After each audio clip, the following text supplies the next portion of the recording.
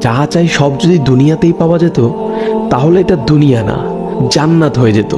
কিছু এলোমেলো ঝড়, কষ্টের দমকা হাওয়া, কিছু অপ্রাপ্তির ভিড় তোমায় কষ্ট দিবে, যন্ত্রণাগুলো পাহাড়ের মতো দেখবে, মাঝে মধ্যে বুকটা ভারী হয়ে আসবে।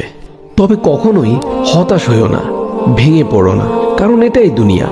এখানে সব চাওয়া পূরণ হবার নয়। মন যা চায় তাই যদি পেতে চাও, তবে অবশ্যই তোমায় জান্নাতে যেতে হবে। সেখানে তোমায় আর কোনো কষ্টই ছুতে পারবে না। এই যে ছোটখাটো কষ্টগুলো তোমায় আঘাত করে, এগুলো মূলত তোমায় জান্নাতের নিকটবর্তী করে এবং আল্লাহর সন্তুষ্টির দিকে দ্রুত গতিতে নিয়ে যায়। আর এখানে সুখ দুঃখ কোনোটিই স্থায়ী নয়। এখানকার সবকিছুই সাময়িক, আর আখেরাত হলো চিরস্থায়ী। সেখানকার সুখ দুঃখ চিরস্থায়ী।